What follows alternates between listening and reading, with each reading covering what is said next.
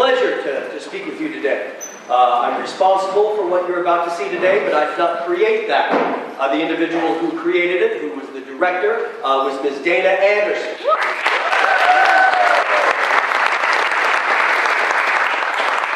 She is a professional actor, director, teacher based out of Chicago. So for every week, for 4 months, she's driven from Chicago to work with your family members. So she thinks enough about the program. You guys should be very proud of that. Again, another hand for me.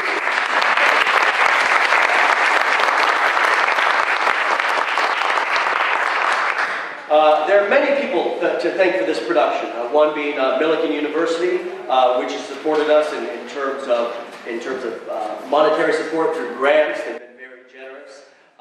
They've also been kind enough to give us a Shakespeare corrected class for the first time in 6 years. We actually have a class.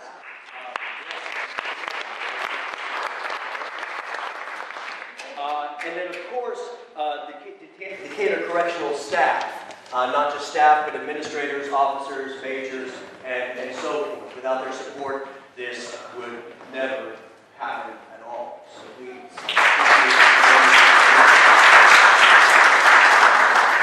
This year again marks our 6th year, and during that 6th year, we've been able to expand due to support. We are in conversations and communication, and are attempting to work out interactions with Webster Cantrell, which is a facility for foster children, with Old Kings Orchard Community Center, with the Boys and Girls Club, with Macon County Resources, and just recently we've been contacted about expanding this program to other prisons within Illinois. And we hope to do that. That is through the support not only of DCC, but Millikan as well. So we're very happy about that. Our corporate sponsors are Soundcheck Music Center, which has been kind enough to donate our lights. Peerless Dry Cleaning, which every single costume you see on stage will be dry cleaned by those fine individuals. Cherry Berry Soft Serve, Donnie's Pizza, and DJ Lunar Riot, who has donated to us a keyboard for the use today. Without the help of those individuals, again, what you would see would not be able to happen. So we're very, very thankful.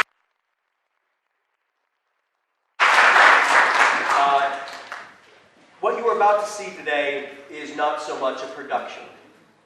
It is a process. It is a process of introspection and self-discovery. Production is simply the vehicle through which reconnection with a humble, empathetic self is made so that they can take a transformative journey. These ladies, for 9 months, every single week, have worked on 10 principles. And when I say these ladies, I don't mean just the ladies on the stage. I mean the ladies in the Shakespeare corrected class. I mean myself. Those 10 principles we work on are respect, honesty, trust, humility, sharing, inclusivity, empathy, courage, forgiveness, and love, which deepens our awareness that we are not separate, however much we may appear to be. Mothers, fathers, sisters, brothers, sons, daughters, and friends, you should be very proud of the people you're going to see on the stage today. The ladies you see today have changed my life, for I am a liar, I am a thief, I am an addict, and yet through their help, I become a more patient father, a more approachable and appreciative husband, and overall a better human being. And so with my gratefulness, with your patience, I'm very proud to present As You Like It.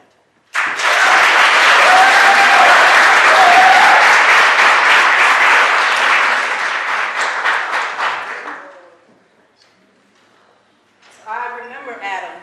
It was upon my brother to breed me well. And there begins my sadness.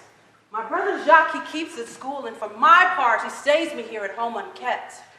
This is it, Adam. It grieves me, and the spirit of my father, which I think is within me, begins to mutiny against the servitude. I will no longer endure it. Yonder, cause my master, your brother. Go apart, Adam. Now shall hear how he will shake me up.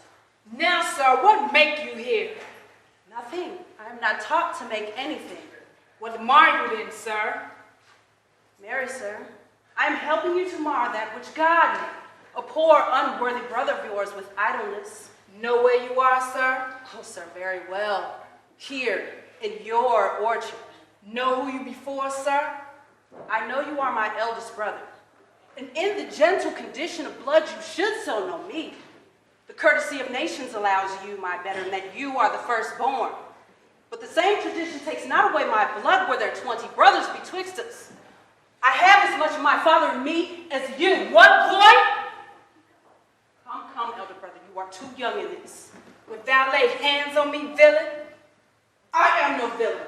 I am the youngest son of Sir Roland de Bois. He was my father, and he is thrice the villain that says such a father begot villain. Sweet masters, be patient, for your father's remembrance. Be at a court. Let go of me, I say. I will not till I please. You shall hear me. You have trained me like a peasant, obscuring me and hiding from the all gentlemanlike qualities. The spirit of my father grows strong in me. Therefore, allow me such exercises as may become a gentleman, or give me the poor lottery my father left me by testament. And what would thou do? Beg when it's all spent? I will no longer be troubled with you. I will give you some of your will. I pray you leave me. I will no further offend you than becomes me for my good. Get you with him, you old dog. Is old dog my reward? God be with my old master, for he would not have spoke such a word. Is it so? Did he begin to grow up on me? I will visit your rankness and yet give you 1,000 crowns neither. Good morrow, your worship. Good Monsieur Charles, what's the new news at the new court? Well, there is no new news at the new court, but the old news is that the old duke is banished by his younger brother, the new duke. Can you tell if the duke's daughter, Rosalind, be banished with her father? Oh no, for the duke's daughter, her cousin, to love her so, being ever cradle bred together, that she will follow her exile, or die to stay behind her. She is at the court, no less beloved by her uncle than its own daughter. Where will the old duke live? They say he's in the forest of Arden, with many merry men with him, living like the old Robin Hood of England. What? You wrestle tomorrow before the new duke? Marry do I, sir. I come to acquaint you with these matters. For your younger brother Orlando has a disposition to come against me in disguise and try to make me fall. Your brother is but young and tender, and for your love I be loath to fall him for my own honor. Charles, I thank thee for thy love to me. I tell you thee, Charles, it's the stubbornest young fellow of friends, full of ambitions, an Indian's immolator of every man good parts, a secret, a villainous contriver against me, his natural brother. Therefore, use thy discretion, I did as thee. Thou did break his neck as finger. I speak brotherly of him. I'm probably glad I come hither you. For if he come tomorrow, I give him his just payment. For if he come along, I wrestle no more for prize. God keep your worship. Farewell, good Charles. Farewell. Now, I will stir this gangster. I hope I shall see an end of him for my soul. Yet I know not why. Hate nothing more than he. Yet he's gentle, never schooled, yet learned. Full of noble device, of all sorts of enchantment beloved, especially of my own people, that I am altogether misprized. But this wrestler shall clear off. Nothing remains is that I kindle the boys thither, which now I'll go about.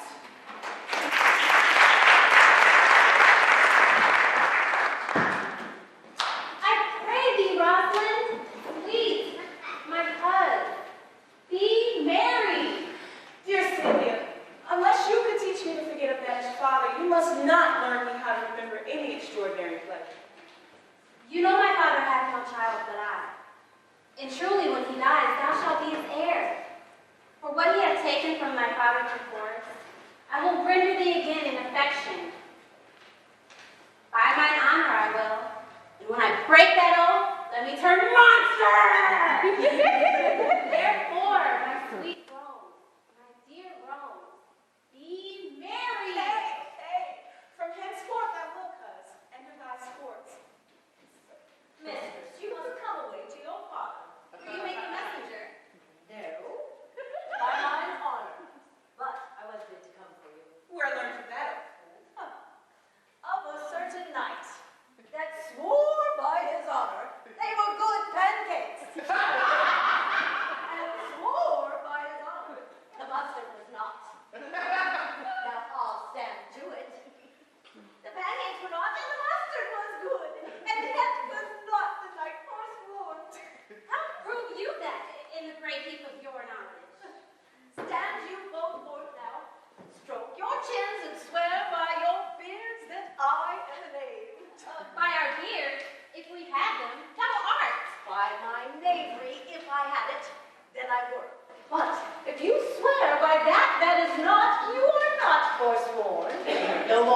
night swearing by his honor, for he never had any. Here comes Madame LeBeau. With her mouth full of news. Bonjour, Madame LeBeau. What's the news? I would have told you of good wrestling, but you have lost sight of. You tell us the manner of the wrestling. I will tell you the beginning, and then please, your ladyship, you may see the end. For the best is yet to do. And here, where you are, they come to perform it. Well, the beginning then is dead and buried. There comes an old man and his 3 sons. I can match this beginning with an old tale. 3 proper young men of excellent growth and presence. The eldest of the 3 wrestled with Charles, the Duke's wrestler, which Charles, in a moment, threw him, with little hope of life left in him.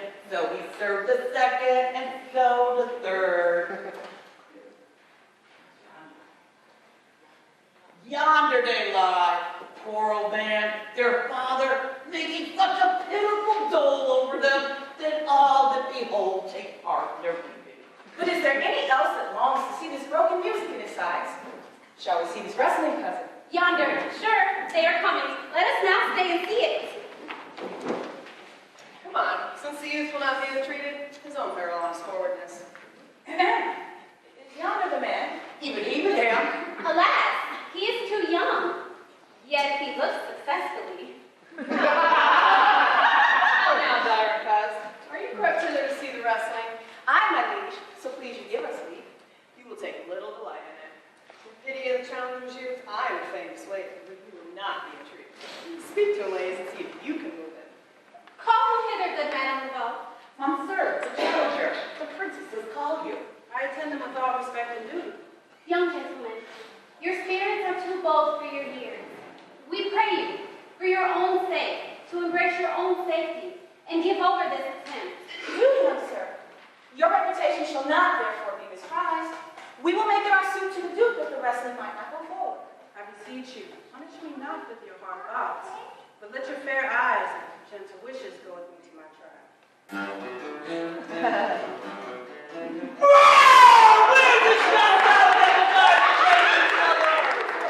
Ready, sir, but this will have to be more honest work. You shall try with one fall. No, I warrant your grace. You should not entreat him for a second that so mightily persuaded him from a perch. And you mean to mock me after? You should not have mocked me before. But come your ways.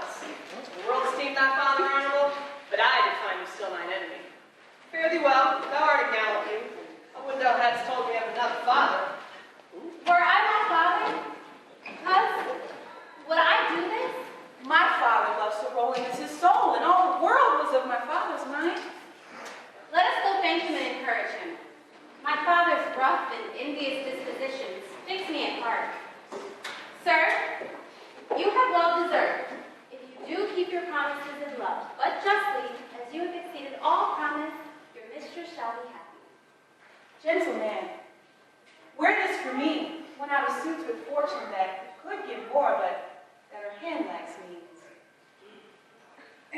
Shall we go, cubs? Fare you well, fair gentleman. I gotta say, I thank you. My better parts are all thrown down, and that which here stands up is but contained. Oh, mere life is loud. He calls us back. My pride is over my fortunes. I'll ask him what he would. Did you call, sir? Sir, you have wrestled well and overthrown more than your enemies. Well, you know,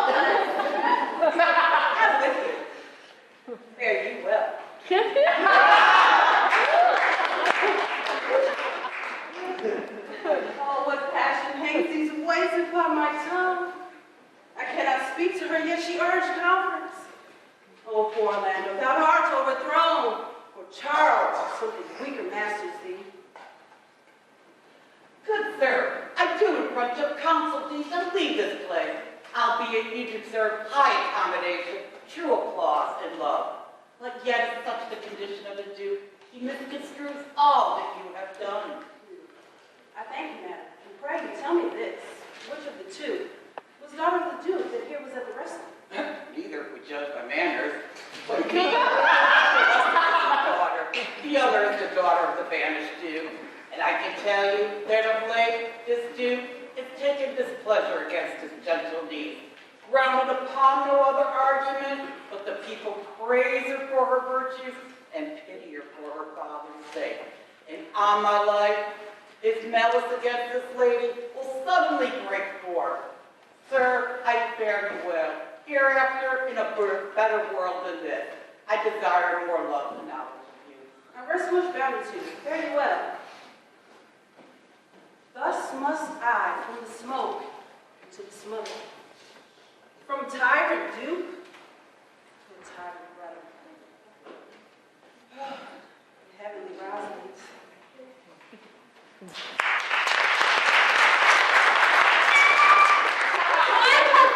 Why, Rosalind, you could have mercy, not a word. Not one to throw at a dog. No, thy words are too precious to be cast away upon hers. Come, wrestle with thy affections. Oh, they take the part of a better wrestler than myself. Oh, a good wish upon you. Is it possible, on such a sudden, you should fall into so strong a liking with old Sir Roland's youngest son? The Duke, my father, loved his father dearly. Doth it therefore ensue that you should love his son dearly? By this kind of chase, I should hate him, for my father hated his father dearly, yet I hate not Orlando. No, Faith, hate him not, for my sake. Why should I not? Doth he not deserve well? Let me love him for that. And do you love me because I do? Look, here comes the Duke. With his eyes full of anger. Mistress, dispatch you with your safest taste and get you from our court. Me, uncle? You, cousin, within these 10 days, if that thou beest found so near our public court as 20 miles, thou diest for it. I do beseech your grace. Let me the knowledge of my fault bear with me. Thou art thy father's daughter, there is enough. So was I when your highness took his dukedom. So was I when your highness banished him. Treason is not inherited, my lord. Or if we did derive it from our friends, what's that to me? My father was no traitor. Dear sovereign, hear me speak. Aye, Celia, we stated for your sake, else had she with her father ranged along. Pronounce that sentence then on me, my liege. I cannot live out of her company. You are a fool. You needs provide yourself. If you outstay the time, upon mine honor and in the greatness of my word, you die. Prithee, be cheerful. Knowest thou not the Duke hath banished me, his daughter? That he hath not. No, hath not. Rosalind lacks in the love which teacheth thee that thou and I am one. Shall we be sundered? Shall we part, sweet girl? No. Let my father seek another heir. Therefore, devise with me how we may fly, whither to go, and what to bear with us. Why, whither shall we go? To seek my uncle in the forest of Arden. Alas, what danger it will be to us, maids, as we are to travel forth so far. Beauty provoketh thee sooner than gold. I'll put myself in poor and mean attire, and with a kind of umber smirch my face. The like do you, so shall we pass along and never stir a sailing. Were it not better, because that I am more than common tall, that I did suit me all points like a man.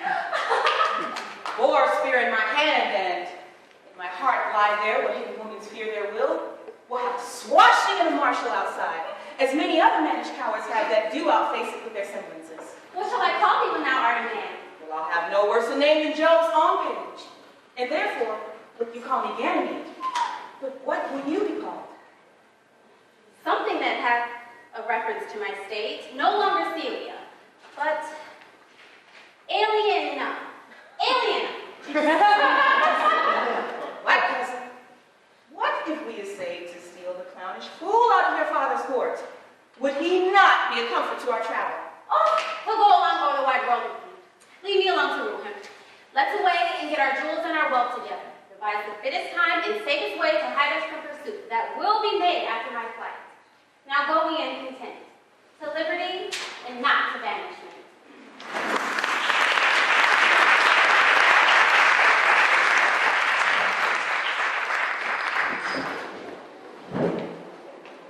Who's there? Oh, unhappy you! Come down within these doors, within this roof. The enemy of all your grace is near. Your brother? No brother. Yet the son. Yet not the son. I will not call him son. Of him I was about to call his father. Hath heard his praises. This night he needs to burn the lodging where you used to lie, and you within it. And if he fails of that, he will have other means to cut you off. This is no place. This house is but a butchery. Abort! Fear it! Please do not enter it. What must thou have me go and beg my food? My brother was subjected to the mountains to diverted blood and bloody brother. But do not so. I have 500 crowns. A thrifty hire I saved under your father. Take that, ye that doeth the raven's feed, yet providently caters to the sparrow. Be comfort to my aid. Here is the gold. All this I give to you. Though I look old, yet I am strong and lusty. I will be the servant of the young man in all your needs and necessities. Oh, good old man. How well in there appears the constant service of the antique world. But poor old man, thou prunest a rotten tree that cannot so much as a blossom yield. But come my ways. We'll go along together. And ere we have thy youthful way dispensed, will I find some settled love content. Master, I will follow thee to the last gasp in truth and loyalty. From 17 years to now, almost fourscore, here lived I, but now live here no more. Yet fortune cannot recompense me better than to die well and not my master's debtor.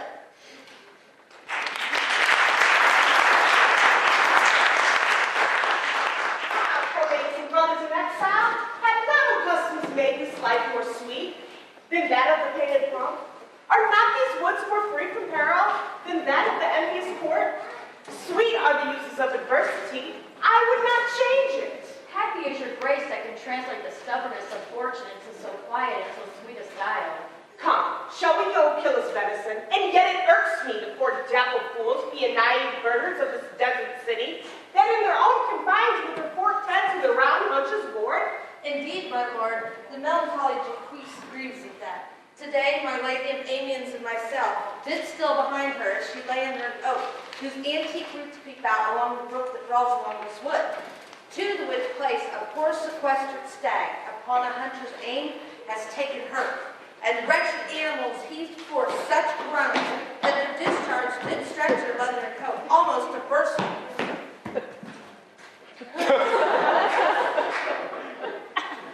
And the big round tears coursed down one another in a piteous chase down into the and the hairy fool, much marked of the melancholy Jaquise, stood on the extremest verge of the swift brook. I'll give you the tears. But what said Jaquise? Did she not moralize the spectacle? Oh yes, and to 1,000 similes. First, for her weeping into the needless stream. Poor dear, quoth she, thou makest a testament as worldlings do, as giving thyself more to the place that had too much. Then being left alone and abandoned of his velvet friends, 'tis right. Misery does part the flux of company and not a careless herd, and the full pasture that jumps alongside him, never coming back to greet him. Ay, quoth Jaquise, sweep on, ye fat, greasy citizens. 'Tis just the fashion. Why will you look upon that poor broken banquet then? And did you leave her in this contemplation? We did, my lord, weeping and counting upon the sobbing dear. Come, show me this place. For I love to cope her in these solemn fits, for she's full of matter. Come, I'll show you to her straight.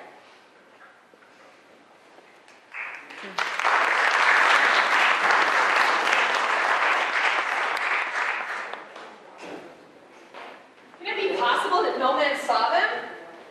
It cannot be. Some villains of my quarter and consent sufferance in this. I cannot hear of any that did see her. The ladies, the attendants of her chamber, saw her bed in the morning early. They found the bed untreasured of their mistress. My lord, the boyish clown at whom so oft your grace was wont to laugh is also missing. Hesperia, the princess's gentlewoman, she confesses she secretly overheard your daughter and your cousin much commend the parts and graces of the wrestler that did of lately so foil the sinewy charm. She believes wherever they have gone, youth is surely in their presence. Send to his brother. Fetch that gallant hither. If he be absent, bring his brother to me. I'll make you find him. Do this suddenly.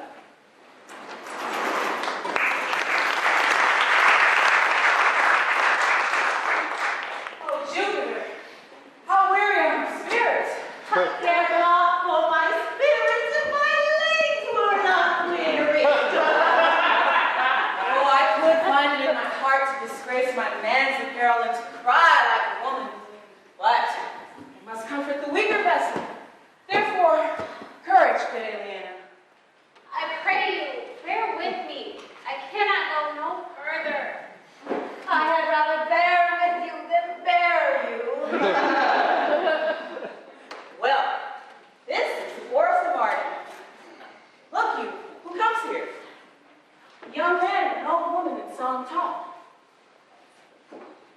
That is the way to make her scorny still. According then knows how I love her.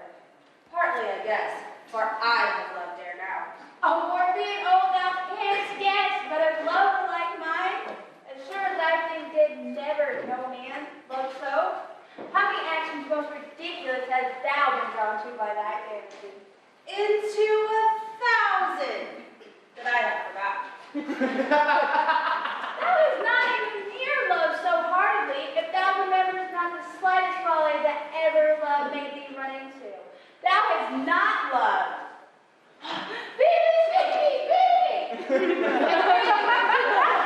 One of you question young woman if she will give us any food. I faint almost to death. Hello, you clown! Peaceful, but she's in back Who calls? Your betters, wench. Thou say me very wretched.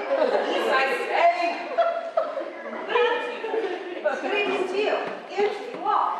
I prithee, Sir Majesty, if that love or gold can in this desert place find entertainment, bring us where we may rest ourselves and feed.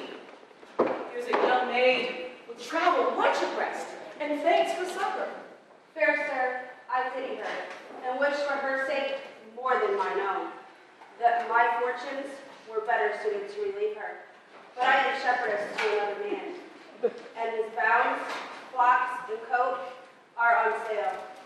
And as his sheepcote, by reason of his absence, there is nothing you shall feed on. But what is, come see, and most welcome in my voice you will be. I pray thee, if it stand with honesty, buy thou the cottage, pasture, and the flock, and thou shalt have to pay for it of us. And we will mend thy wages. I like this place, and willingly could waste my time in it. Assuredly, the thing is to be sold, and if upon report you like the soil, the profit, and this kind of life, your most faithful feeder I shall be, and buy it with your gold, right suddenly.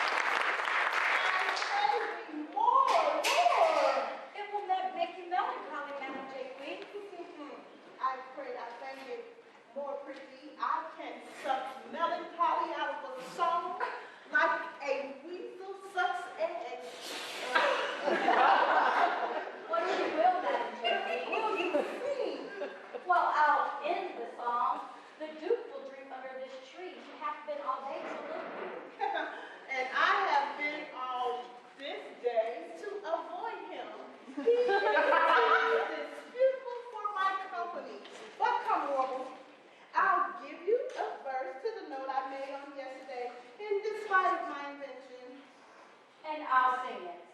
Okay, thus it goes. If it do come to pass that anyone turns ass, leaving their wealth and ease, a stubborn will to please, do damn me, do damn me, do damn me. Here he will see gross fools as he, and if he will, come to me. What's the Duke Danny? It is Greek invocation to call fools into a circle. I'll sleep if I can. And I'll go seek the Duke. His banquet is prepared.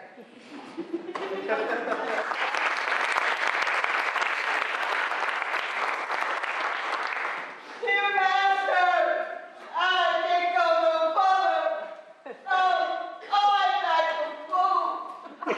Here lie now, and measure out my grave. Farewell, kind master.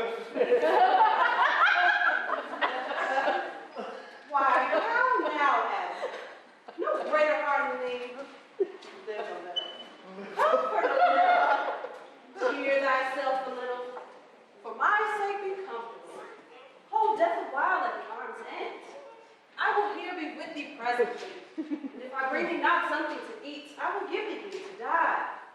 But if thou diest before I come, thou art mocking my neighbor. Cheerly, good Adam. Oh, hurry, I died for food.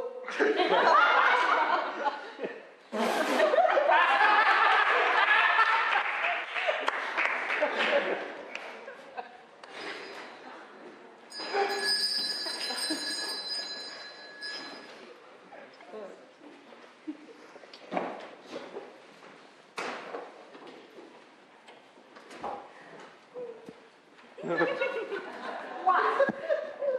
Oh, no, madame. What a life is this? Did your poor friends must woo you? What?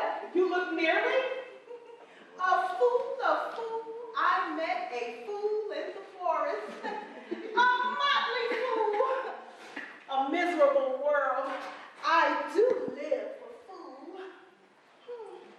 I met a fool who laid him down and basked him in the sun and railed on Lady Fortune in good terms.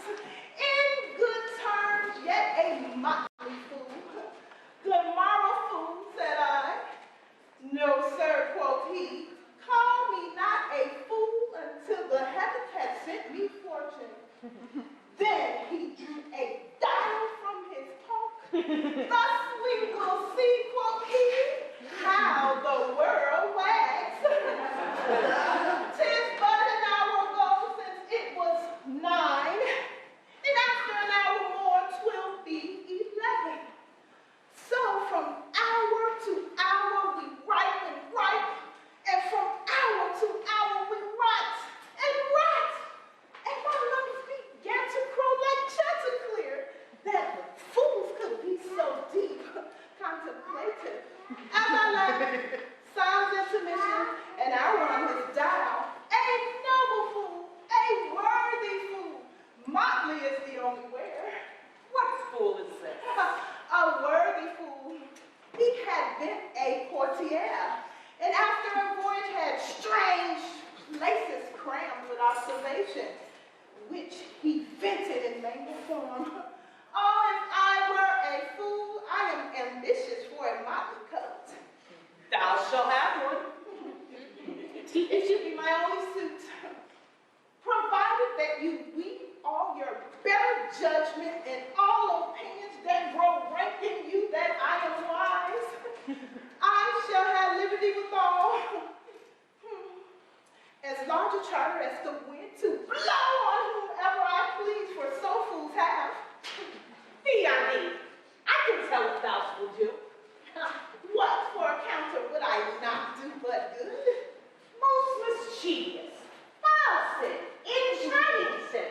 Deny thyself as libertine as sensual as a prude to sting itself, and all the embossed swords and headed evils that thou shalt license shall free father as cause. Would thou scourge into this general world? Why, who cries out in pride, who can therein tax any private party? Therein, how then, what then? Let me see therein if my tongue right by him, then he has wronged himself. But if he be free, then my taxings like the wild goose flies, unclaimed by any man. Who goes there? For bed, and eat no more. I have eaten none yet. Until necessity be served. Art thou this bold man by distress? Or as a rude despiser of good manners that incivility seemeth so empty? I almost died for food and living habits. Welcome. Sit down to our table. Speak you so gently. Pardon me, I pray you. I thought that all things had been savage here, and therefore put I on the countenance of stern companions. But whatever you are, that in this desert inaccessible, under the shade of melancholy boughs, lose and neglect the creeping hours of time, if ever you have looked on better days, and know what 'tis to pity, to be pitied. Let gentleness my strong enforcement be, in which hope I blush behind my sword. True, as we have seen better days. Yet sit down and gentleness and take upon command what help we have that may be ministered to you. But forbear your food a little while. Whilst at the door I go to find my fawn and give it food.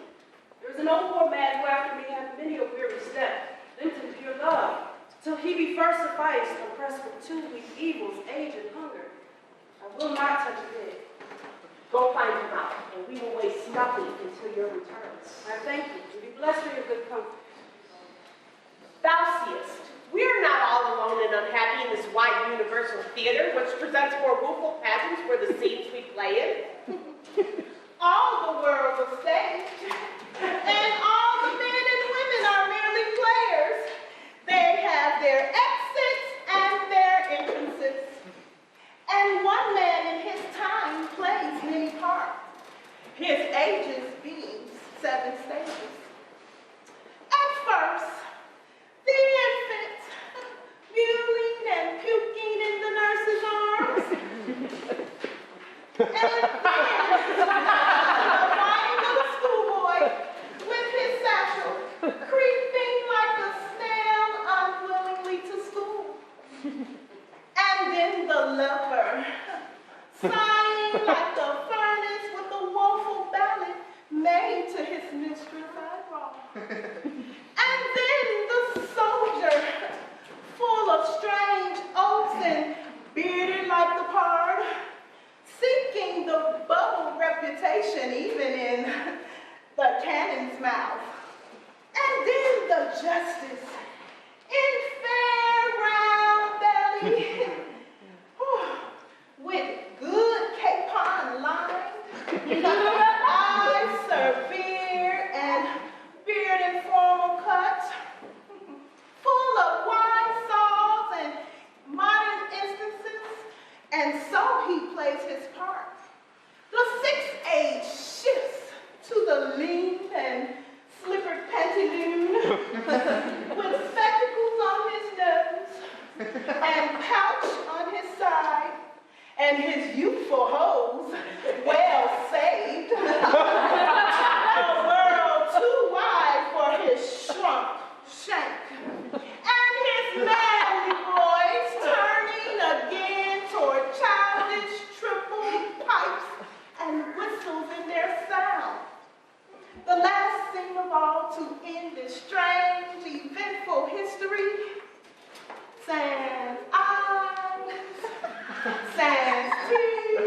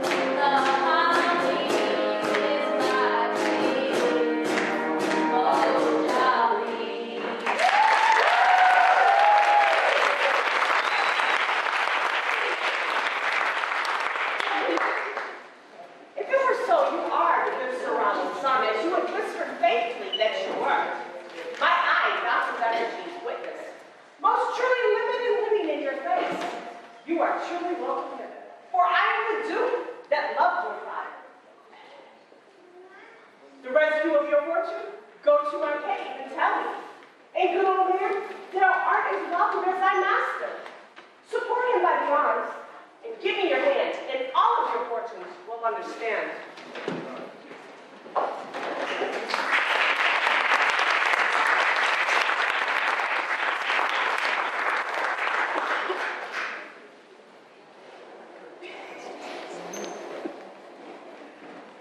Not seen him since?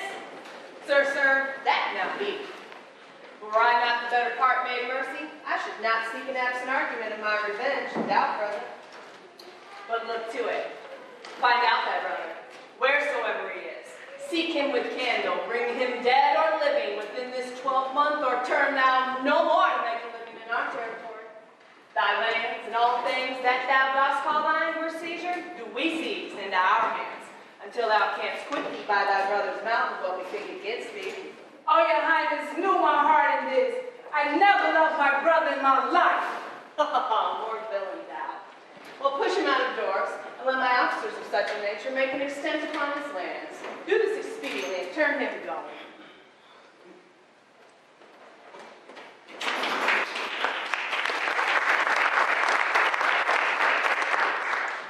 Oh, Rosalind. These trees shall be my books, and in their barks my thoughts our character. That every eye which in this forest looks shall see thy virtue goodness everywhere. Run, Orlando, carve on every tree the fair, the chase, and unexpressive sheep. A steady philosophy in you, shepherd. Only that I know, the more one sickens, the less he is at ease. And if he who seeks money, means, and content is without 3 good friends. And the property of rain is to wet, and of fire to burn. And a good pasture makes fat sheep. And the great cause of night is the lack of sun. And he who had not learned wit through art nor nature may complain of good breeding, or else come from a very dull kindred.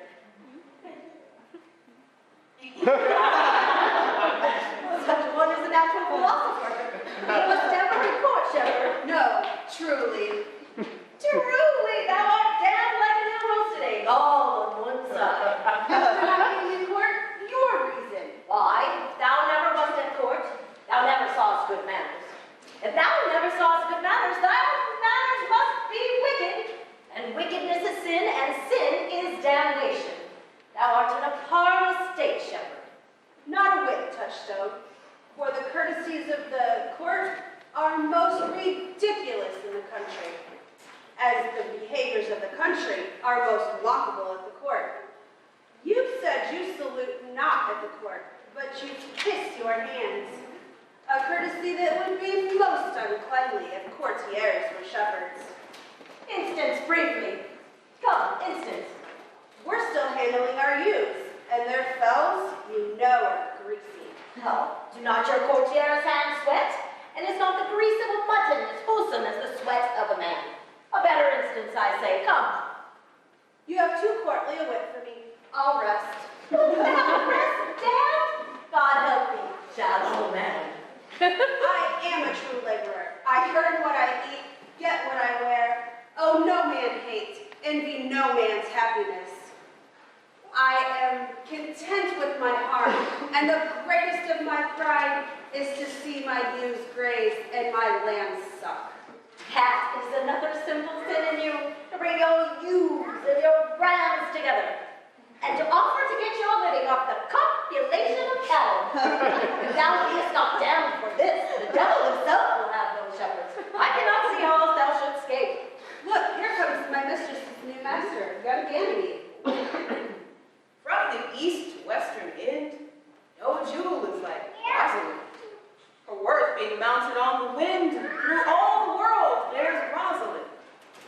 All the pictures fairest blind are but black to Rosalind blind. Let no fair be kept in mind,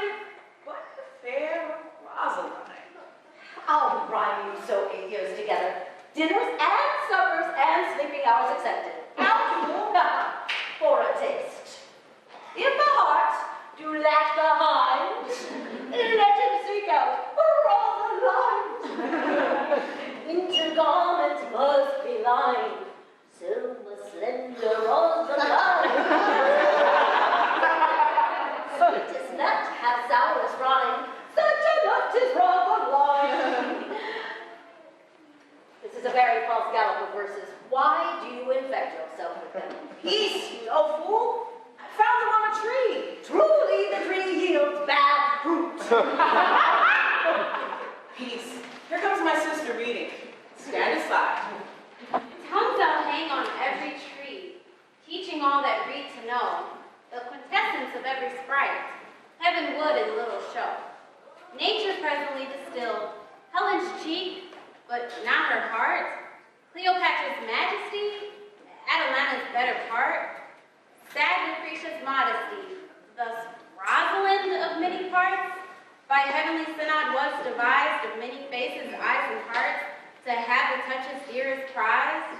Heaven would that she these gifts should have, and I to live and die her slave.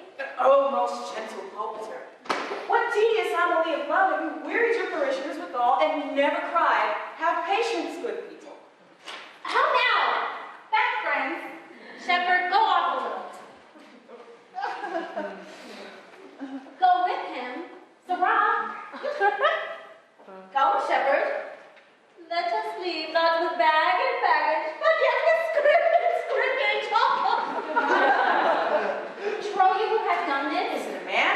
and a chain that you once wore about his neck. Change your color. I prithee, who?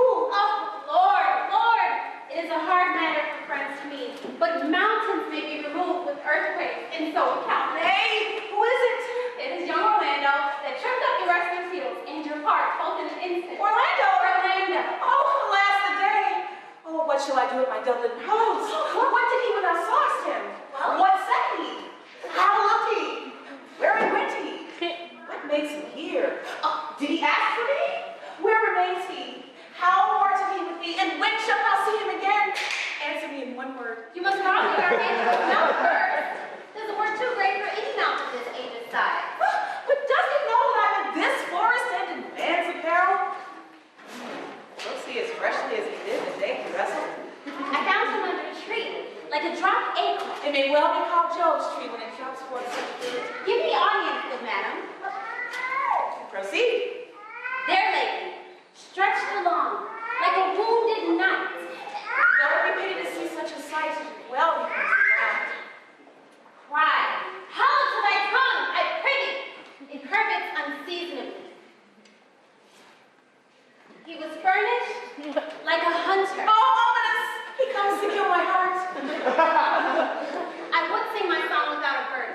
Thou bringest me out of tune. Do you not know that I'm a woman? When I think I must speak.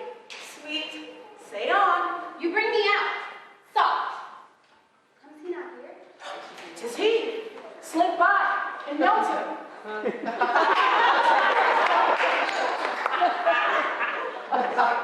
Thank you for your company, but good faith, I at least had been myself alone. And so had I, but yet, for fashion's sake, I thank you too for your society. Would you please mar no more trees with your writing love songs in their barks? I pray you mark no more of my verses with reading them ill-favoredly. So Rosalind's your love's name?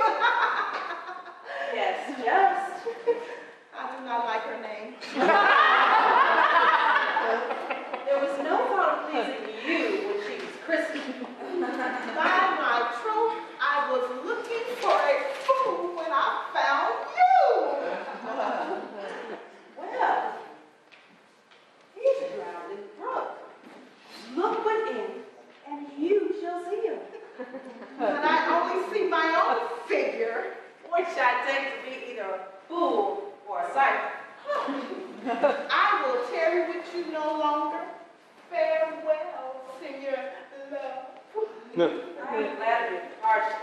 Adieu, Madame Melancholy. I will speak to him like a saucy lackey, and under that habit play the neighbor.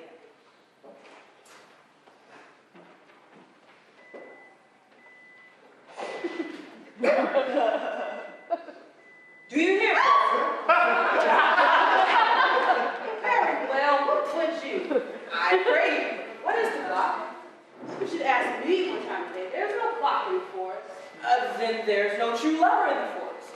Else, sighing every minute and groaning every hour would detect the lazy foot of time as well as the clock. Then why not the swift foot of time? Has not that been its property? By no means, sir. You see, time travels in diverse places with diverse persons. I'll tell you who time ambles with all, who time trots with all, who trots with all, and who he stands still with all. I really who does he trot with all? Married. He trots hard with a young maid between the contract of the marriage and the day it is solemnized. If the interim be but a night, time's pace is so hard that it seems the length of 7 years. Who ambles time's dog? With a priest that lacks Latin and a rich man that has not the gout. For the one sleeps easily because he cannot study, and the other lives merrily because he feels no pain. Gallows dog. Oh, with a thief to the gallows! For though he go as softly as foot can fall, he thinks himself too soon there. Who stays it still with all? With lawyers in the vacation, where they sleep between term and term, and then they perceive not how time moves. Where do all you produce? With the shepherds, my sister, here in the skirts of the forest, like fringe upon a petticoat. Your accent. Something finer than you purchasing so removes the dwelling. I've been told so of many, but the old religious uncle of mine taught me to speak. One that knew courtship too well, for there he fell in love. I've heard him read many a lecture against it, and I thank God that I'm not a woman to be touched with so many giddy offenses as he has generally taxed their whole sex withal. I really recount some. No, I will not cast away my physic when on those that are sick. There's a man that haunts the forest, that abuses our young plants with carving rosin on their barks. Now, if I could meet that fancy monger, I would give him some good counsel. I knew that it's so love-shaped. I pray you tell me your remedy. There is none of my uncle's marks upon you. He taught me how to know a man in love. Which cage of brushes, I'm sure you're not prisoner. Fair youth, I could make thee believe I love. Me believe it. You may as soon make her you love believe it. But, good sooth, are you he that hangs the verses on the trees wherein Rosalind is so admired? Swear to the youth, I am that thee, but unfortunate youth. But are you so much in love as your rhyme speak? The rhyme no reason can express how much. Love is merely a madness. And, I'll tell you, yet I profess curing it by counsel. Well, did you ever cure any so? Yes, one. In this manner. He was to imagine me, his love, his mistress. And I set him every day to woo me. At which time I, being but a moonish youth, grieve, be effeminate, changeable, longing and liking, proud, fantastical, apish, inconstant, full of tears, full of smiles, as boys and women are for the most part cattle of this color, that I drag my suitor from his mad humor of love to a living humor of madness, which was to forswear the full stream of the world and to live in a nook, really monastic. And thus I cured him. And in this way will I take upon me to wash your liver as clean as a sound sheep's heart, that there shall not be one spot of love in it. I would not be cured, you. Oh, I would cure you. If you would become your Rosalind and come every day to my coat to woo me. Now, by the faith of my love, I will. Tell me where it is. Go with me to it, and I will show it you. And by the way, you shall tell me where in the forest you live. Will you go? With all my heart, could you? Nay, you must call me Rosalind. Now, sister, will you go? Okay,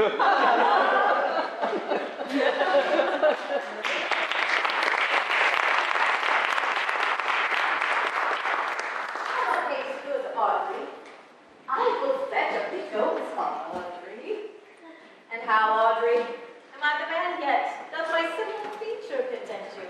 Your features, Lord, warn us. What features?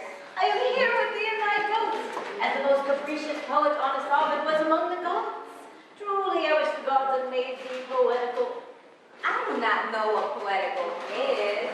Is it word in me? Is it true thing? No, truly.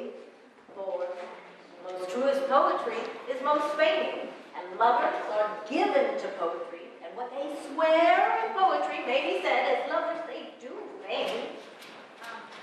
Then do you wish to God something me, poet? I do, truly. Thou swearest me thou art honest. Now, if thou wert a poet, I might have hope that thou didst feign. Would you not have me honest? No, truly, unless thou wert hard favored.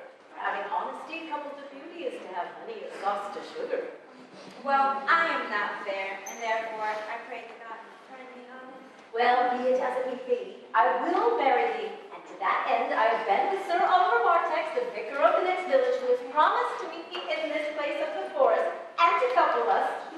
I would fain to see this meeting. God give us joy. Amen. Here comes Sir Oliver Martex. Sir Oliver Martex, how do you, sir?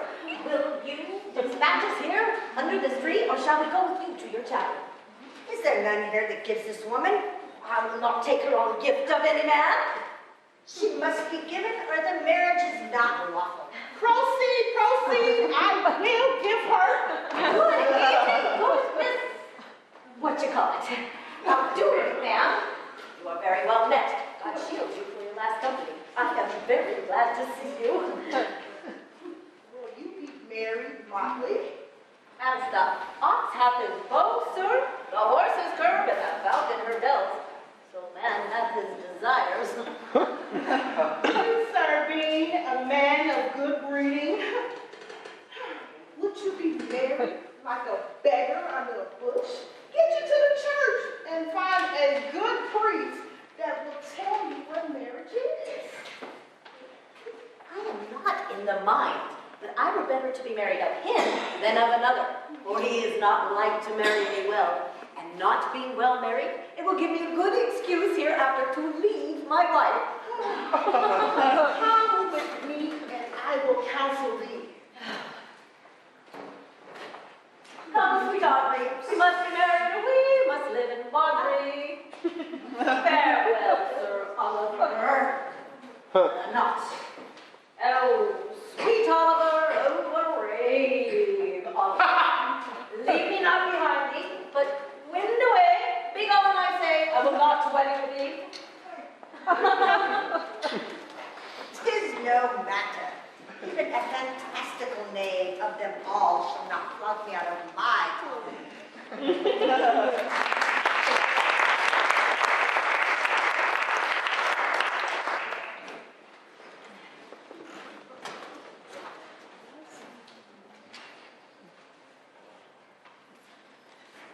So I prepared thee to a summer's day.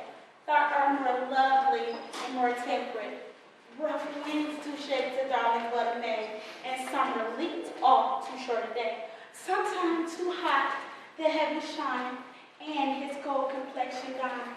And every fair sometime decline, by chance in nature changing course. But my eternal summer shall not fade, nor lose possession by yours.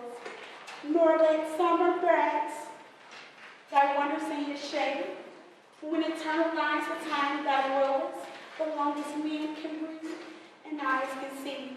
So long live this and give life to thee.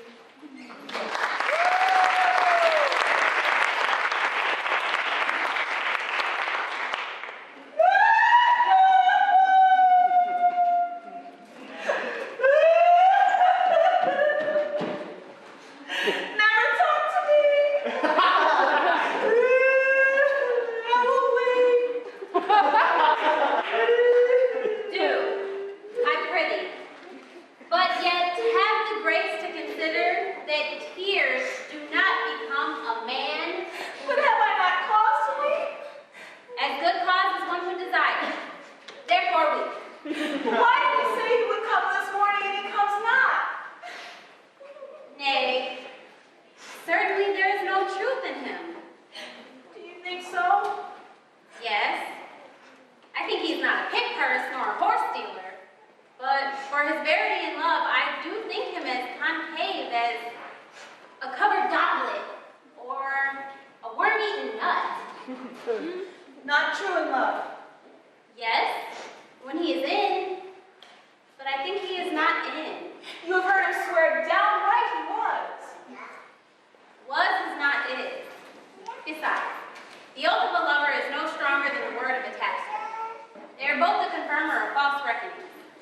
since here in the forest on the Duke, your father.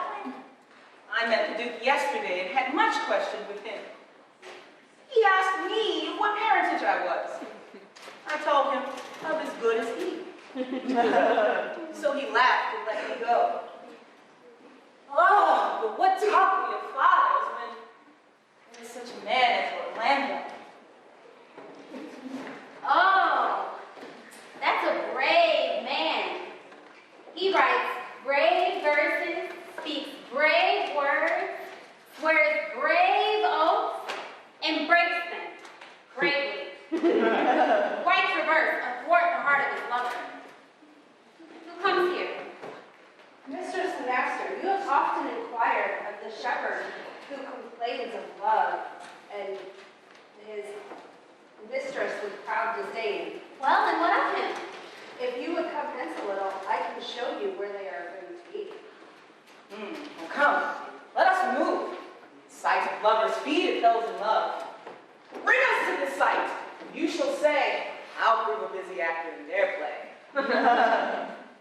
Sweet baby, do not scorn me, do not. Say that you love me not, but say not so in bitterness. The common executioner calls it not the axe falls upon a humble neck, the first blade of pardon. Will serve be he that will live and die where the blade drops. I would not be thy executioner, I fly thee forever that injure thee. Thou tell'st me there is murder in mine eye, and I do frown unto with all my heart. And if mine eyes can wound, now let them kill thee. Why not fall down? Or, thou canst not. Lie not to say mine eyes murder. As ever that may be near, that you meet some fresh power cheek with fancy, then you shall know the invisible wounds that love keen arrow makes. But till that time, come not thou near me. And when that time comes, afflict me with thy marks, pity me not. And till that time, I shall not pity thee. And why? I pray you. Who might be your mother that you insult, exalt, and all at once? Oh, the wretched. What? Though you have no beauty, must you be therefore proud and pitiless? Why, what means this? Why look you on me?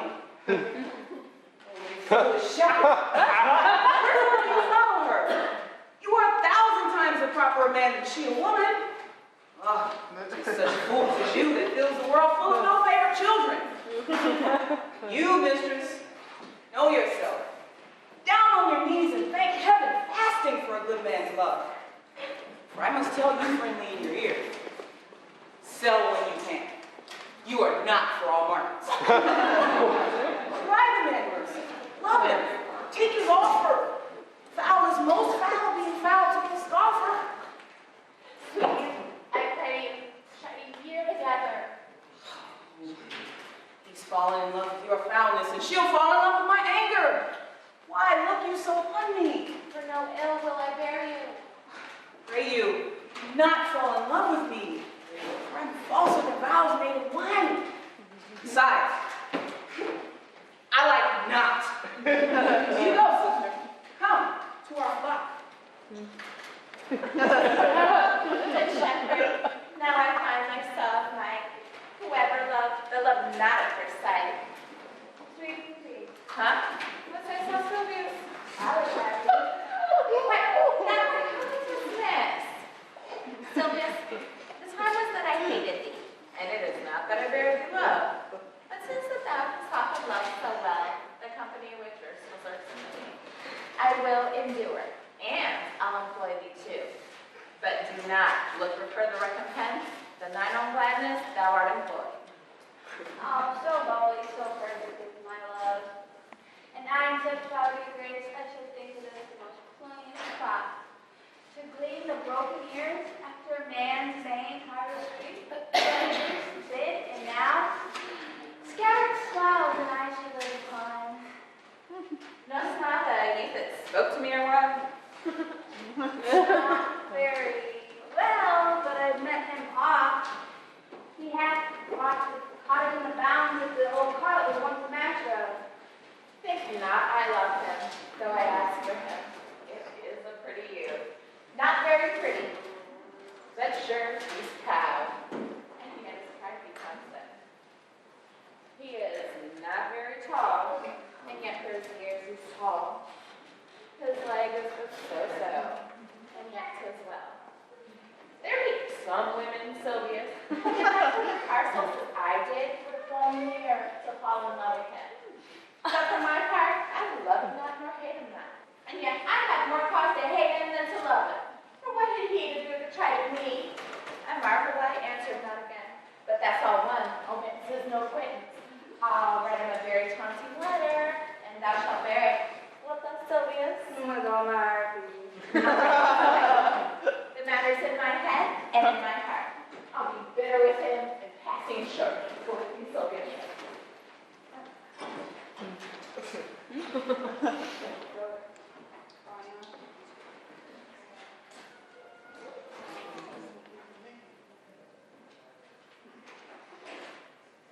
In faith, I do not love thee with my eyes, for they in thee 1,000 errors note.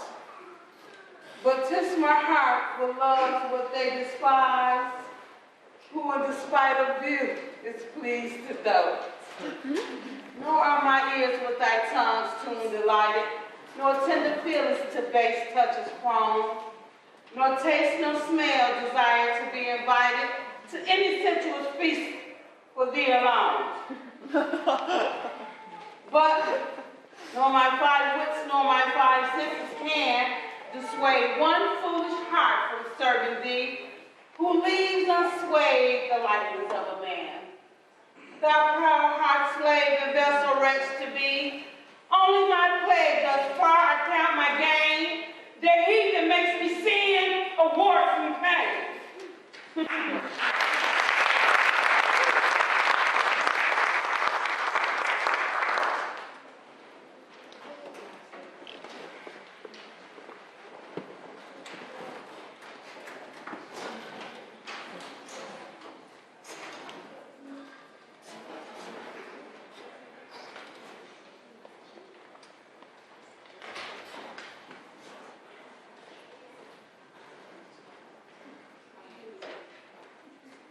I pray thee, pretty youth, let me get better acquainted with thee. They say you are melancholy, man. I am so, I love it more than laughing. Those that are in extremity of either are comical fellows. 'Tis good to say, to be sad, and to say nothing. Well then, 'tis good to be opposed. I have neither the scholar's melancholy, which is emulation, neither the musician's melancholy, which is fantastical, nor the soldier's, which is ambitious, nor the lady's, which is nice, but it is a melancholy of my own, extracted from many objects, and neath the sundry contemplation of my travels, in which the rumination wraps me in a most humorous sadness. Traveler. By my faith, I fear you have great reason to be sad. I fear that you have sold your own lives to see other men's. Then to have seen much and to have nothing is to have rich eyes and poor hands. Yes, I have gained my experience. And your experience makes you sad. I'd rather have a fool to make me merry than an experience to make me sad. And to travel for it, too. Good day, Captain Mr. Rosbit. Ooh.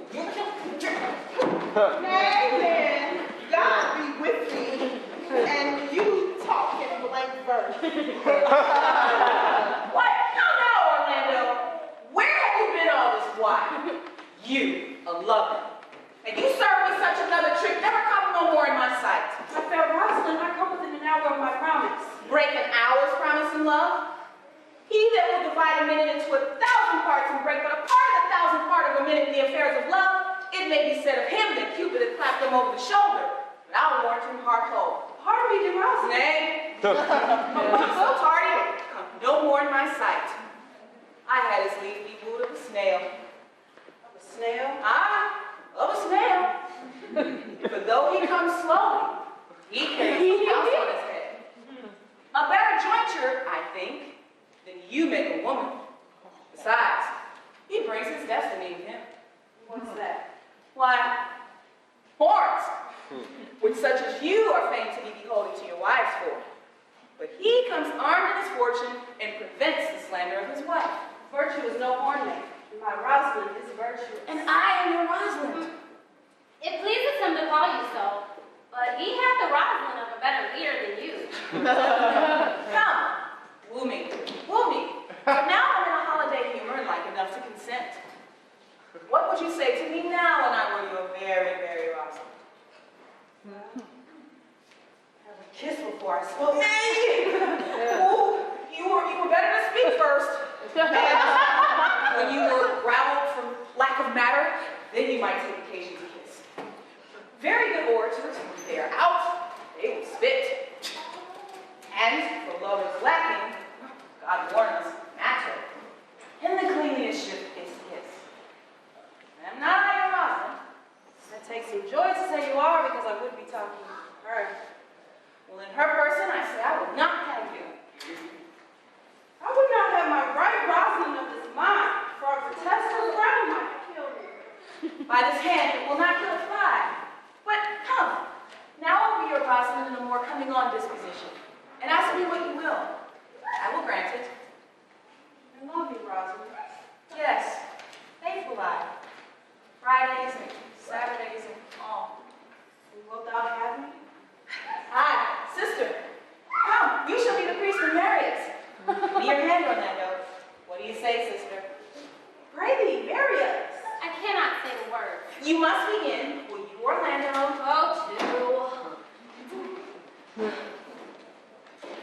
Will you, Orlando, have to wife this Rosalind?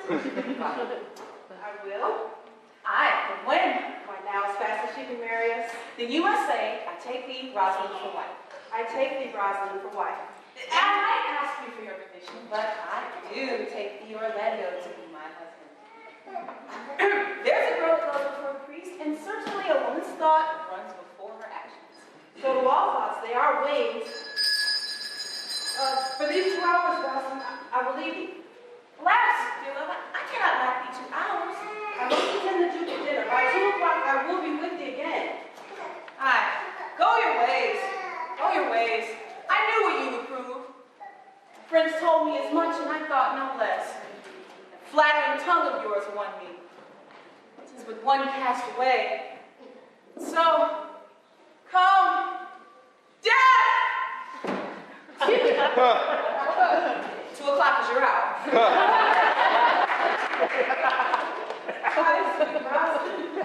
By my troth, and in good earnest, and so God mend me, and by all pretty oaths that are not dangerous, if you break one shot of your promise or come 1 minute behind your hour, I shall think you the most pathetical break promise, and the most hollow lover, and the most unworthy of her you call Rosalind that may be chosen out of the gross band of the unfaithful. Therefore, beware my censure, and keep your promise. With no less religion than if thou grant thee my Rosalind, so doomed. Time is the old justice that examines all such offenders. And let time try. Adieu. You have simply misused our sex in your love praise. You must have your Dublin hose plucked over your head. Show the world what the bird has done to her own nest. Oh, my cuz, my pretty little cuz, that thou didst know how many fathom deep I have love. It cannot be sounded. My affection has an unknown bottom, like the Bay of Portugal. Or rather bottomless, that as fast as you pour affection in, it runs out. Oh, that same wicked bastard of Venus that was begot of thought, conceived of spleen and born of madness. That blind, rascally boy that abuses everyone's eyes because his own are out. Let him be judge how deep I am in love. I'll tell thee, Ariana, I cannot be out of the sight of Orlando. I'll go find a shadow and sigh till he come. And I'll see. Let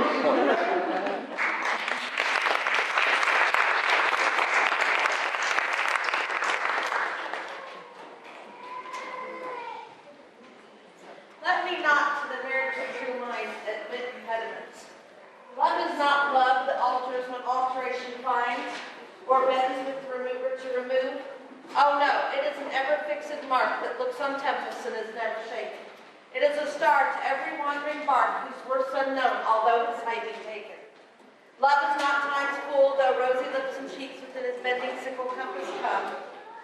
Love does not alter with brief hours and weeks, but bears it out even to the edge of doom. If this be error and upon me proved, then I have never writ, nor no man has ever loved.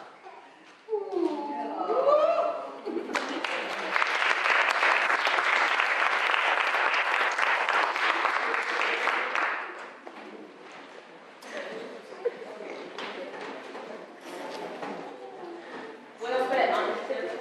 Find my truth, well, let's have consent and a song.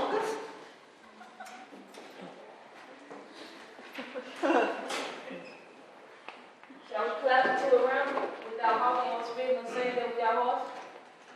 I'm here for you. Come sit in the middle.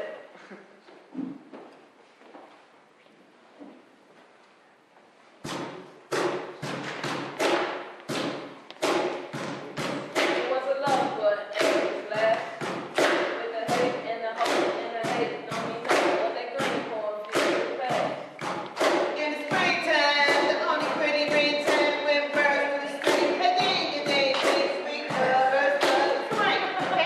This terror began that hour with the hate and the hope and the hate, don't mean nothing how that life was. In the springtime, the only pretty green time when birds do sing. Hey, ding, ding, ding, sweet lovers, lovers, spring. And death was great with the hate and the hope and the hate. Was on that time. In the springtime, the only pretty green time when birds do sing. Hey, ding, ding, ding, sweet lovers, lovers, spring.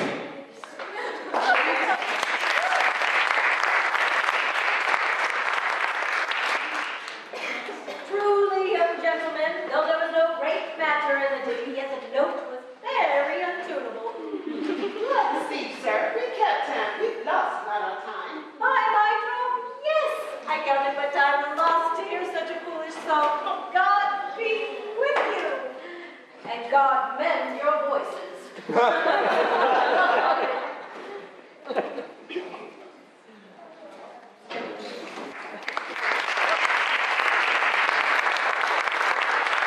I say now, is it not 2 o'clock? And here, much Orlando. I warrant you with pure love and a troubled brain. He had taken his bow and arrows and has gone forth to sleep. Look who comes here. My errand is to you, fair youth. My gentle being invited me to give you this. I know not the context, but I can guess by the stern brow and the box sections which he used when she was writing of it, it bears the name canon. Pardon me, I'm just a guiltless messenger. She says I am not fair, that I lack manners. She calls me proud and that she could not love me. Why writes she so to me? Well, Shepherd, well, this is a letter of your own device. No, I protest. I know not the context, but you did write it. Come, you're a fool. This is a man's invention and his hand. Sure, it is hers. Why, 'tis a boisterous and a cruel style. Style for challengers. Why, she defies me like Turk to Christian. Will you hear the letter? So please you. I've not heard it yet, but yet heard too much beauty cruelty. If the scorn in your right eye have power to raise such love in mine, alack indeed, what strange effect would it work in mild aspect? He that brings this love to thee, little knows this love in me. And by him seal up thy mind, whether that thy youth and kind will the faithful offer take of me and all that I can make. Or else by him, my love denied, then I'll study how to die. Chinese call it? Alas, poor shepherd. You pity him. He deserves no pity.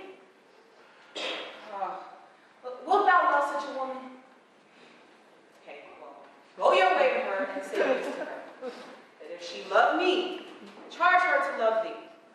If she will not, I'll never have her unless thou entreat for her. If you be a true lover, hence, and not a word, for here comes more company. Good morrow, fair ones. Pray you, if you know where the pearls of this forest stands a sheepcote fixed about the dollar tree. West of this place, down in the neighbor bottom. Left on your right hand brings you to the place. But the house doth keep itself. There's none within. If I may profit by tongue, then shall I know you by description. Such garments in such years.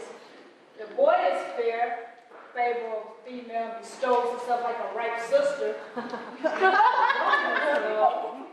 Browner than her brother. Are you not the owners of the house I did inquire for? It is no boast, being asked, to say we are. Orlando don't come in until you both, into that youth he calls his rising. He sends this bloody napkin. Are you he? I am. What must we understand by this? Some of my shame. If you would know of me, how, why, and where this handkerchief is stained. I pray you, tell it. When last Orlando departed, he left a promise to return again within an hour. Pacing through the forest, lo what befell. He threw his eye to the side and marked what the object did present itself. Under an oak, whose boughs were mossed with age, a wretched, ragged man, overgrown with hair, lay sleeping on his back, and around his neck, a green gilded snake did wreath itself. Saying Orlando, it unwreathed itself, and with indented glides did slip away into a bush, under which bushes shade a lioness with udders drawn dry, lay couching, head on ground with cat-like watch. This seeing Orlando did approach the man, and found it was his brother, his elder brother. Oh, I have heard him speak of that same brother, and he did render him the most unnatural that lived among men. And well, he might so do, for well I know he was unnatural. But to Orlando, did he leave him there? Food to the sucked and hungry lioness? Twice did he turn his back and purpose so. But kindness, nobler than revenge, and nature, stronger than his just occasion, made him give battle to the lioness, which quickly fell before him, which heard me from miserable slumber, I awake. Are you his brother? Was you he rescued? Was you that did so often try to kill him? 'Twas I, but not says I. I do not shame to tell you what I was since my conversion so sweetly tastes in the thing that I am. What? The bloody napkin. By and by, the lioness had torn some flesh away, which all the while had bled, and cried, and he fainted, and in fainting upon rising, briefly I bound up his wounds. He sent me hither, stranger as I am, to tell you the story, that you might excuse his broken promise, and to give this napkin, dyed in his blood, to that shepherd youth he dosed all his Rosalind. Why call out Ganymede? Sweet Ganymede. Look, he recovers. Would I were at home? We'll lead you thither. I pray you, will you take him by the arm? Be of good cheer, you. You're a man, like a man's heart. I confess it. Sirrah, a body would think this was well counterfeited. Pray you, tell your brother how well I counterfeited. Oh, this is not counterfeit. There is too great testimony in your complexion, for it was a passion of harness. Counterfeit, I assure you. Well then, take good heart and counterfeit to be a man. So I do, but babe, should have been a woman by right. Come, you look paler and paler. Wait, wrong woman. Good sir, go with us. Devil I, for I must bear answer back to my brother. Have you excused him, Rosa? I shall devise something, but pray you, commend my counterfeiting to him. Will you go?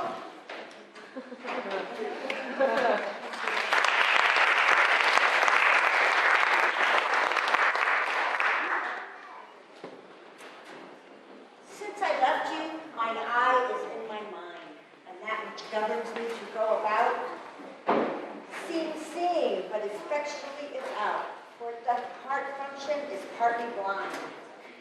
For no form delivers to the heart. A bird, a flower, of shape within the flash. A quick object hath the mind and no part, nor its own vision hold what it doth catch, for it sees the rudest or gentlest creature. The most sweetest or the warmest, the mountain or the sea, the day or the night, the crow or the dove, it shapes them to your feature. Incapable of more, except with you. Mine make my eye untrue.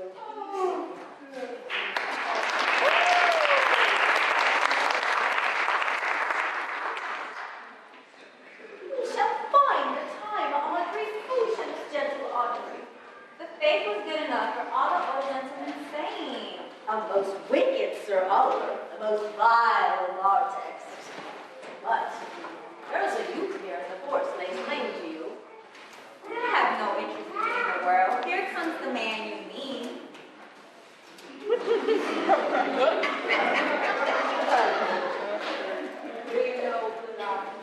God evening, William. Good evening, gentle friends. Cover thy head.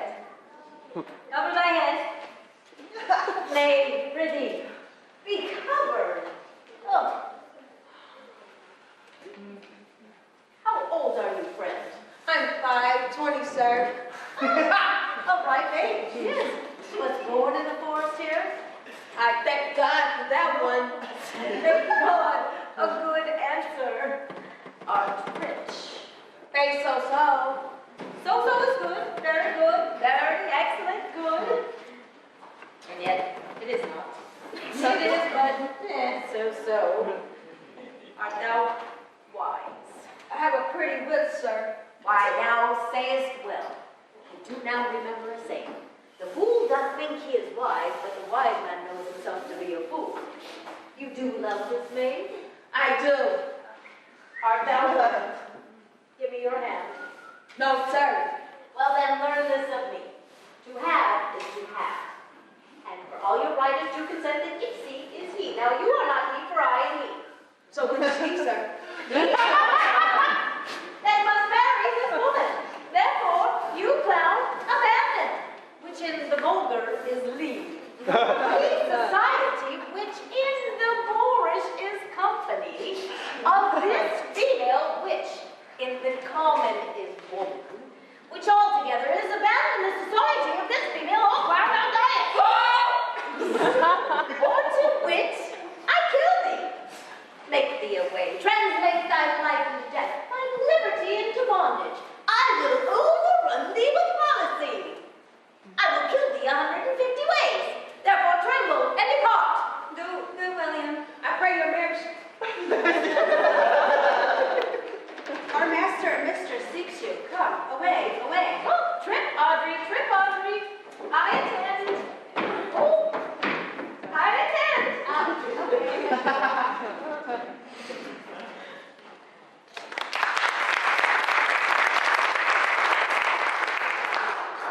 It's possible that I'm so little acquainted you should like her.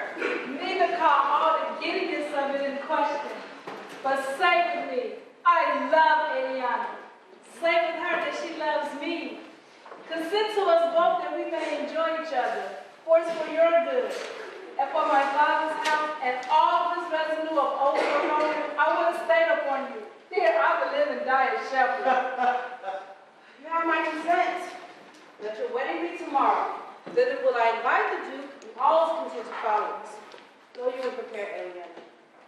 Look, here comes my rousing. God save you, brother. And you, fair sister. Oh, my dear Orlando. How it grieves me to see thee wear thy heart in a scar. It is my arm. Well, did your brother tell you how I considered to swoon when he showed me your handkerchief? Aye, the greater one is the next. Oh, I know where you are. Nay, it is true that there was never anything so sudden as the fight of two rams and Caesar's philosophical brag of, I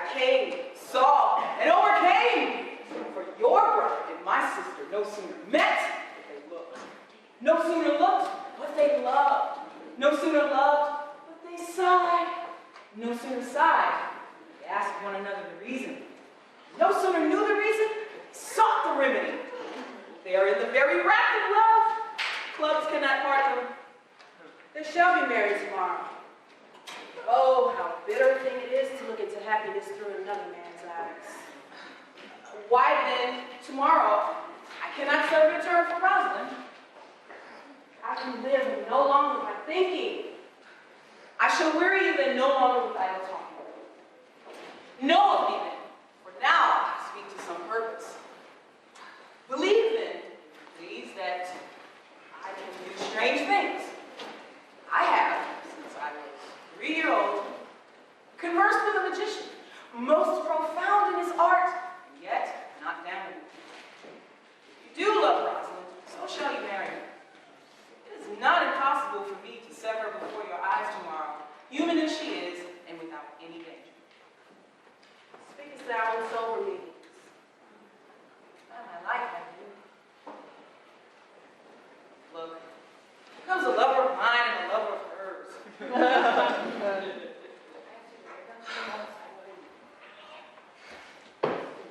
You've done me much ungentleness to shut the letter that I read to you. I care not that I have. It is my study to seem despiteful and ungentle to you. You are therefore a faithful shepherd. Look on him. Love him. He worships you. Good shepherd, tell the sheep what is to love. Would be made of sighs and tears, and so I, for Phoebe, And I for Ganymede. I for Rosalind. And I for no woman. faith in all services, and so I, for Phoebe. And I for Ganymede. Oh, and I for Rosalind. And I for no woman. It is be made of all fancy, all passions, all wishes, and so I, for Phoebe. And so am I for Ganymede. So am I for Rosalind. And so am I for no woman. If this be so, I blame me to love you. If this be so, I blame me to love you. Oh, if this be so, why blame me to love you? I pray you no more of this. 'Tis like the howling of Irish wolves against the moon. I would love you if I could. Look, tomorrow, meet me all together. I will marry you. If ever I marry a woman, I'll be married tomorrow. I will satisfy you. If ever I satisfy a man, and you shall be married tomorrow. I will content you, if what pleases you contents you, and you shall be married tomorrow. So fare you well. I've left you commands. I will not fail if I live, nor I. Nor I.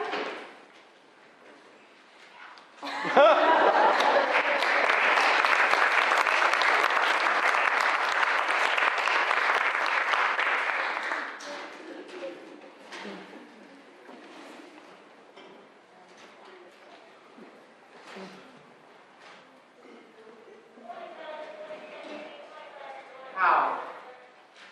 Like a winter? Has my absence been with thee? The pleasures of the fleeting year. What freezing have I felt with dark days here? What old December bareness everywhere. And yet, this time removed was summer's time. The fleeting autumn, big with rich increase, bearing the wanton of the prime, like widows' wounds after their lord's decease. Yet this abundance issue seems to me but hope of orphans and unfathered fruit. For summer and its pleasures wait on thee, and though the very birds are mute, but if they sing, 'tis so dull a cheer that leaves look pale, dreading the winter's near.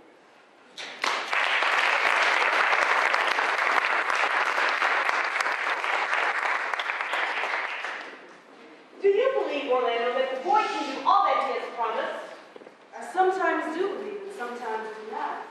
And those that fear, they hope and know they fear. Patience, once more, whilst our compact is urged. You say, if I bring in your Rosalind, you will bestow her on Orlando. That would I, had I a kingdom to give with her. You say that you will have her when I bring her. That would I ride all kingdoms king. say you'll marry me if I be willing. That will I, should I die the hour after. But if you do refuse to marry me, you will give yourself to this most faithful shepherd. You say that you'll have Phoebe, and she will. So to have her and death for one day. I promise to make all of this matter even.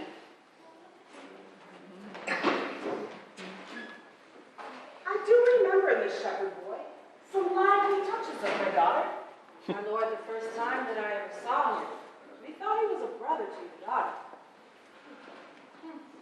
There is a flood toward, and couples are coming to the ark. Here are two that they call strange beasts, but in all tongues, fools. Salutations and greetings to you all. My lord, welcome. This is the young fellow that I met often in the forest. He says he was a courtier, he swears. If any man doubt that, let him put me to my purgation. I have trod a measure. I have flattered a lady. I have been politic with my friend. Smooth with mine enemy. I've had 4 quarrels and liked to have fought one. Bear your body more seeming, Audrey.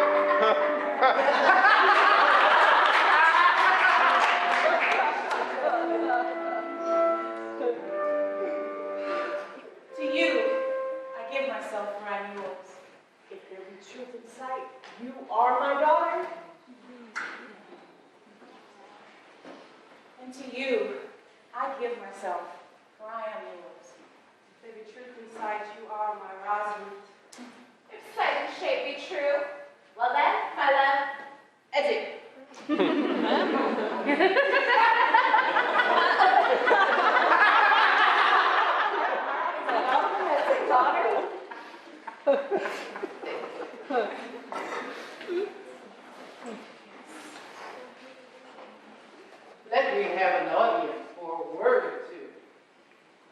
Duke Frederick, hearing how that every day men of this great forest resorted to this forest, addressed a mighty power which were on foot in his own conduct, purposely to take his brother here and put him to the sword. And to these skirts, this wild wood he came, while meeting with an old religious man. After some questions with him, was converted, both from his enterprise and from the world. His crown bequeathing his banished brother, and all their lands restored to them.